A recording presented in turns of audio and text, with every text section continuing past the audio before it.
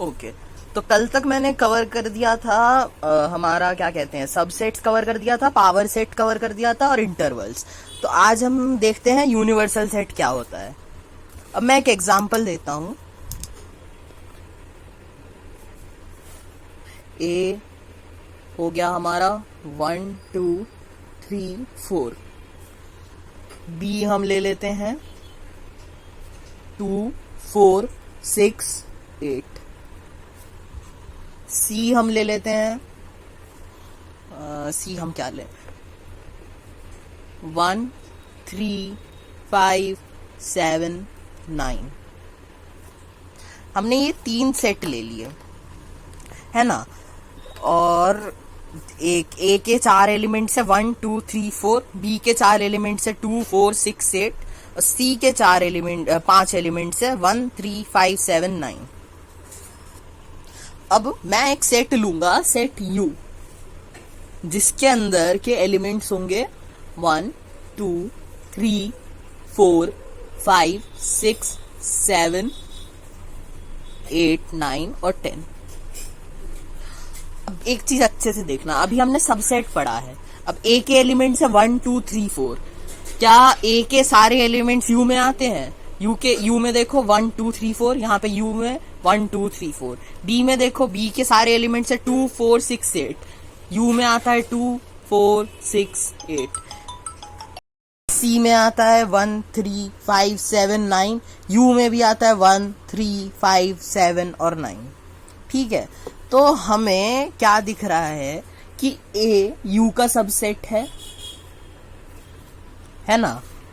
अब बी भी यू का सबसेट है, सी भी यू का सबसेट है।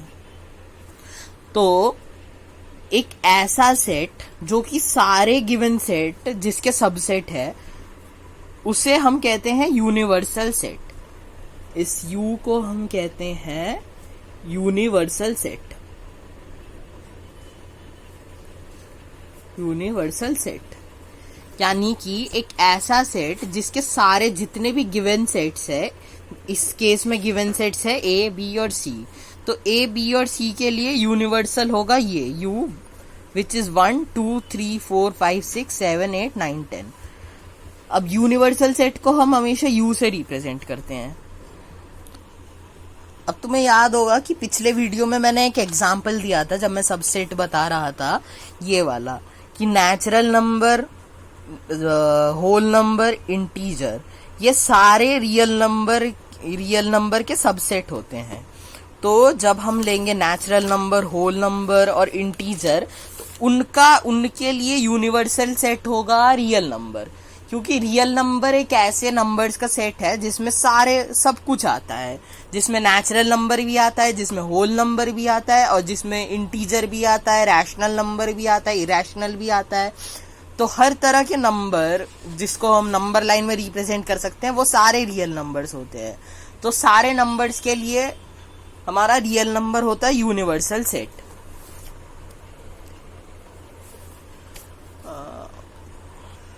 अब हम आ जाते हैं एक्सरसाइज 1.3 के फर्स्ट पार्ट के 4th क्वेश्चन पे। इसमें हमें फिल इन द ब्लैंक्स करना है सबसेट और सुपरसेट का। सॉरी, सबसेट का है या सबसेट नहीं है, उसका फिल इन द ब्लैंक्स करना है।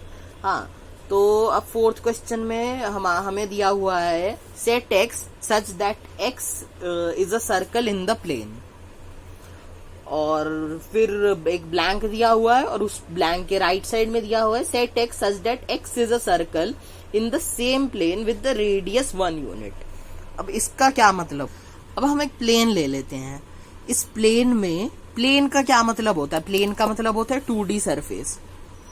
प्लेन का मतलब होता है 2D सरफेस। तो एक 2D सरफेस पे हमें कहा है एक सर्कल है, वो सर्कल किसी भी लेंथ का हो सकता है, वो हमें नहीं बताया। ये वो सर्कल ये भी हो सकता है, वो सर्कल ये भी हो सकता है, वो सर्कल ये भी हो सकता है, ये भी हो सकता है। और हमें कहा है कि एक सर्कल जिसका रेडियस होता है 1 यूनिट। अब जिसका रेडियस 1 यूनिट है, क्या वो सर्कल है? यानी कि जिन सभी सर्कल का रेडियस 1 यूनिट होता है, वो सभी एक सर्कल होते हैं। पर जो सभी सर्कल एक प्लेन पे होते हैं, ऐसा जरूरी नहीं है कि सबका रेडियस 1 यूनिट हो।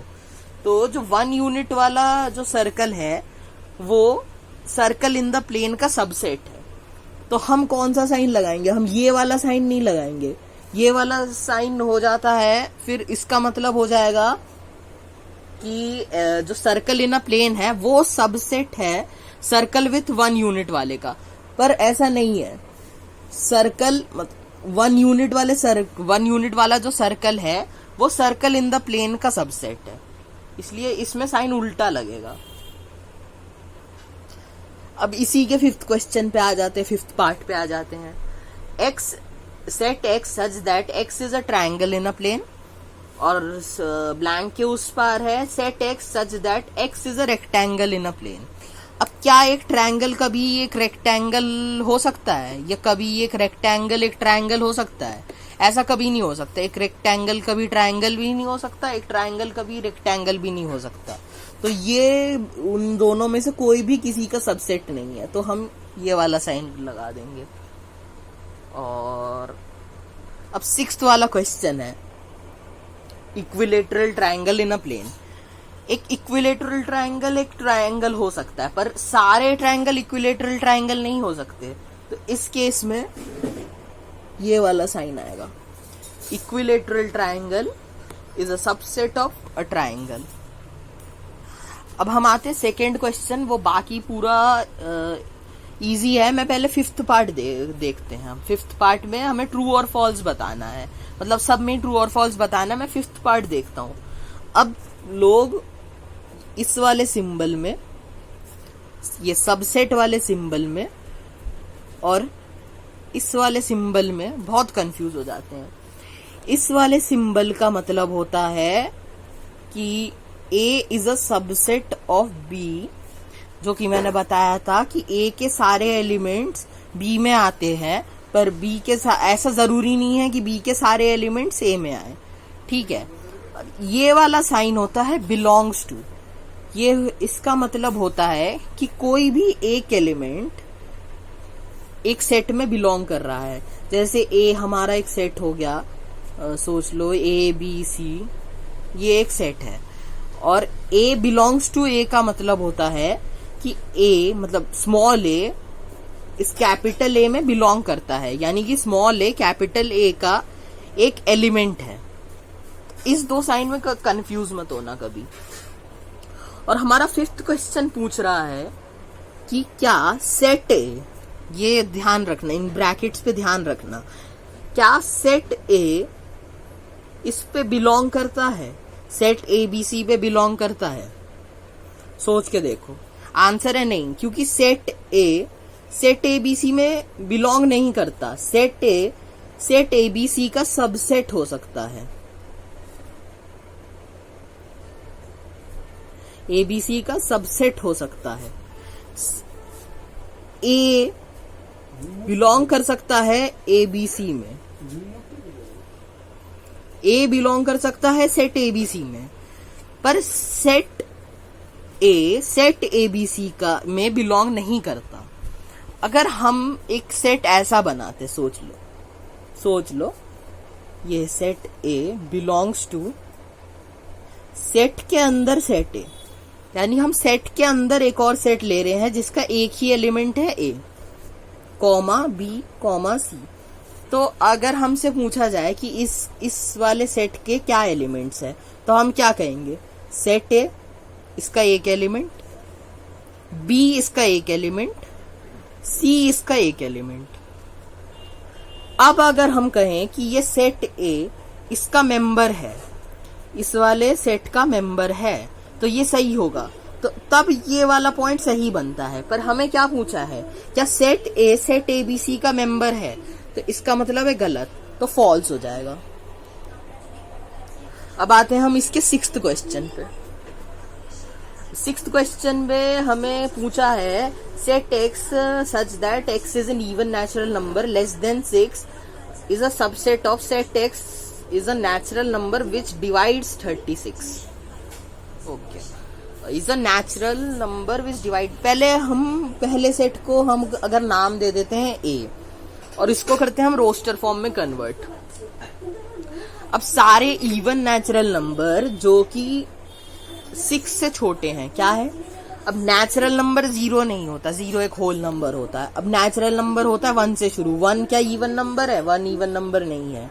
2 इवन नंबर है, 4 इवन नंबर है, और हमें लेस देन 6 का है, लेस देन इक्वल टू 6 नहीं का, तो हम बस लेंगे 2 और 4। अब बी हम देखते हैं, x is a natural number which divides 36।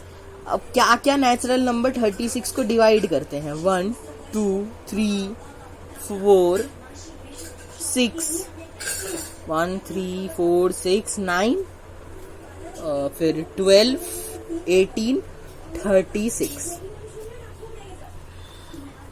अब हम देखते हैं क्या ये A B का सबसेट है। A में क्या क्या एलिमेंट्स है? 2 और 4। क्या 2 और 4 B के एलिमेंट्स है? हाँ, 2 और 4 B के एलिमेंट्स है। तो हमारा A हो गया B का सबसेट। तो ये वाला हो गया हमारा ट्रू, ये वाली स्टेटमेंट हमारी ट्रू हो। अब देखते हैं हम थर्ड क्वेश्चन। अब ये थर्ड क्वेश्चन थोड़ा ट्रिकी है। अब अगर हमसे कोई पूछे कि थर्ड क्वेश्चन में कितने एलिमेंट्स हैं, हम क्या कहेंगे? पहली बार में लोग देख के बोल देते हैं कि 5 एलिमेंट्स है, पर क्या इसमें 5 एलिमेंट्स है? इसमें 5 एलिमेंट्स नहीं है। अगर हम अच्छे से देखें, elements of A, elements of A, पहला एलिमेंट 1, ठीक है, वो दिखता ही है सबको। फिर 2, वो भी दिख रहा है। अब तीसरा एलिमेंट क्या है? ये 3 हमारा तीसरा एलिमेंट नहीं है। 3 और 4 एक सिंगल सेट के अंदर है, एक सिंगल सेट के अंदर है। तो हमारा तीसरा सेट है सेट ऑफ 3 और 4, और चौथा एलिमेंट है 5। तो इसके हमारे टोटल 4 एलिमेंट है। 1 2 सेट ऑफ 3 4 और 5। अब हमसे पूछा है क्या 3 4 सेट ऑफ 3 4 ए का सबसेट है? क्या सेट ऑफ 3 4 ए का सबसेट है? नहीं, सेट ऑफ 3 4 ए का एलिमेंट है, सबसेट नहीं है। सेट ऑफ 3 4 ए का एलिमेंट है। अब सेकंड क्वेश्चन देखो, इसमें हमें रीजन भी लिखना है गलत क्यों है। इसमें हमें क्या रीजन लिखना है? क्योंकि set of 3 4 is an element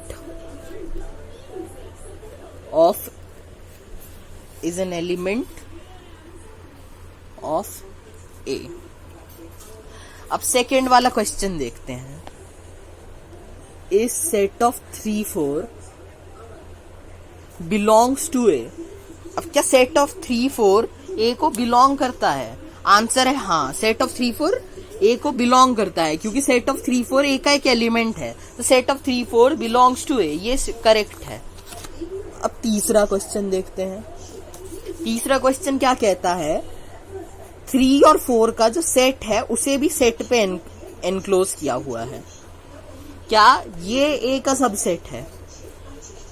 answer है हाँ, सेट ऑफ 3 4। तो सेट ऑफ 3 4 का भी सेट ए का सबसेट है, क्योंकि 3 4 ए का एलिमेंट है। सेट ऑफ 3 4 ए का सबसेट है। अगर हम कहें कि ए के कितने सबसेट है, तो मैंने पहले बताया था कि सारे सबसेट्स ऑफ ए इज 2 की पावर 4, यानी कि 2 to the power number of elements, यानी कि 2 टू द पावर ऑफ 4, यानी कि 16। क्या होगा? पहले तो हम 4 यही चूज करेंगे, set of 1, set of 2, set of 3 4, यानी कि ये set of 1, set of 2, set of 3 4 और 5। पहले 4 तो यही होगा, मैं बाकी छोड़ रहा हूँ, बाकी को मैं अभी कंसिडर नहीं कर रहा। मैं ये वाला कंसिडर कर रहा हूँ, सेट ऑफ 3 4। ये वाला हमारा सबसेट है ए का। और बाकी क्वेश्चन खुद से कर लेना, बाकी क्वेश्चन इतने हार्ड नहीं। अगर ये पहले 3 समझ आ गए तो बाकी क्वेश्चन हार्ड नहीं है। अब फोर्थ क्वेश्चन पे आ जाते हैं हम। फिफ्थ पे नहीं, फोर्थ पे पहले। हाँ, फोर्थ क्वेश्चन का थर्ड पार्ट हमें इस पे निकालना है इसके सारे के सारे सबसेट जितने पॉसिबल है 1 2 3 के सबसेट। अब मैंने कहा था किसी भी सेट के कितने सबसेट होते हैं, 2 to the power of its element, यानी 2 टू द पावर ऑफ 3, इसके 3 एलिमेंट्स है, तो इसके होंगे टोटल 8 सबसेट। पहला सबसेट होता है हमारा 5 यानी कि नल सेट। दूसरे फिर हम लिखते हैं सारे इंडिविजुअल एलिमेंट्स को सेट्स में 1 2 3। फिर दो एलिमेंट्स लेते हैं 1 2 2 3 1 3। अब वो सेट खुद 1 2 3। अब हम कैलकुलेट करते हैं कि क्या हमारे पास सारे के सारे सेट है। 1 2 3 4 5 6 7 8, 8 के 8 सेट हो गए, तो हमारे ये सारे सबसेट हो गए। अब फोर्थ क्वेश्चन देखो अच्छे से, ये है नल सेट। अब नल सेट के कितने सेट होंगे, मैंने कहा था ये हमेशा जरूरी है। नल सेट सबका सेट होता है और वो खुद जो सेट वो खुद का सबसेट होता है, यानी कि नल सेट का सबसेट क्या होगा, खुद नल सेट। सेट के अंदर ये देखो, सेट के अंदर नल सेट। अब हम इसको एक और तरीके से कैलकुलेट करते हैं। देखो, मैंने पहले बताया था कि नल सेट एक ऐसा सेट होता है जिसके 0 एलिमेंट्स होते हैं, यानी कि number of elements in null set is 0। अब अगर हम 2 की पावर 0 करते हैं, यानी कि नल सेट के सबसेट 2 की पावर 0 अगर हम करते हैं तो कितने सबसेट आते हैं इसके, एक ही सबसेट आता है। हमारे पास कितने सबसेट आए, एक ही सबसेट आया।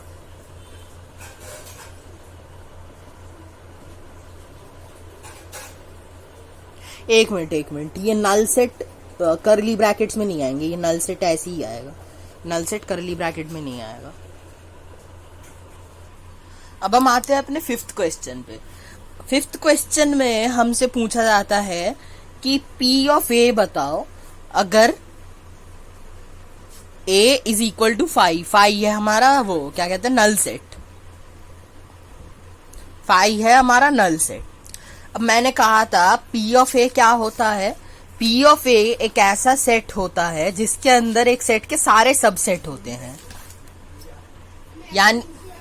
यानी कि अगर पावर किसी भी सेट का पावर सेट निकालना है और उस सेट के 3 सबसेट है, 4 सबसेट है, 3 नहीं हो सकते, अगर उस सेट के 4 सबसेट है तो वो चारों सबसेट का जो सेट होगा उसे हम पावर सेट कहेंगे। अब हमारा जो नल सेट है हमने पिछले क्वेश्चन में ही निकाला था, नल सेट का एक ही सबसेट है, वो है खुद नल सेट। ठीक है, नल सेट का एक ही सबसेट है, वो है खुद नल सेट।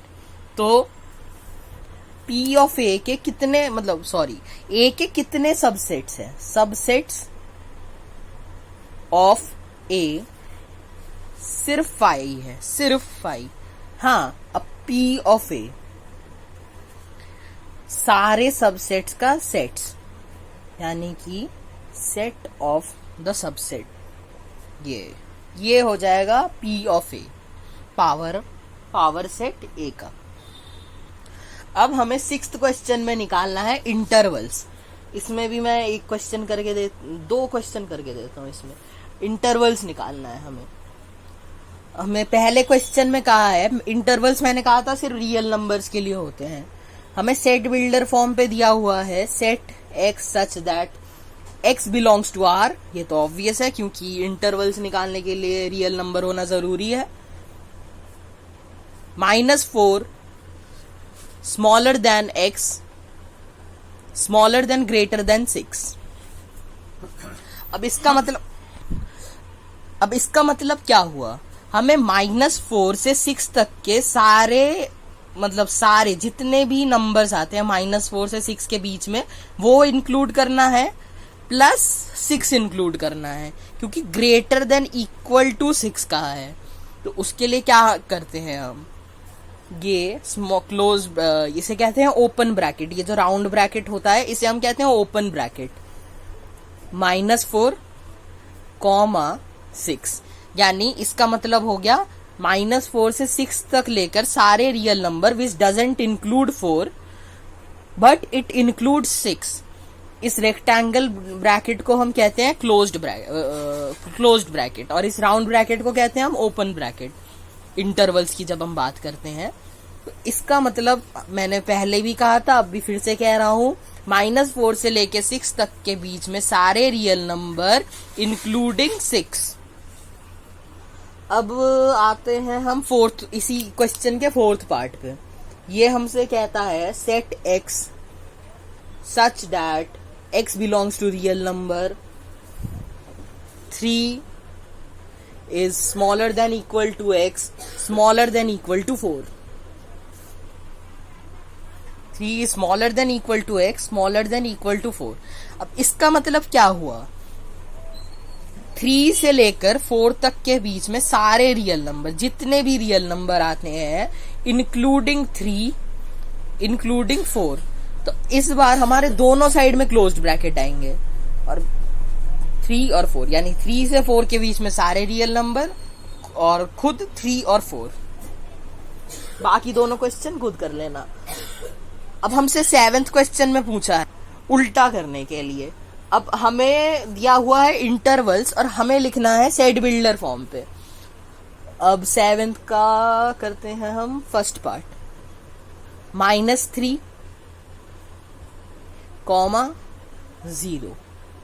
0 और दोनों तरफ ओपन ब्रैकेट। अब दोनों तरफ जब ओपन ब्रैकेट है तो दोनों तरफ लेस देन का साइन आएगा। लेस देन इक्वल टू का साइन किसी में भी नहीं आएगा। अगर एक तरफ क्लोज्ड ब्रैकेट है तो उस तरफ लेस देन इक्वल टू का साइन आएगा।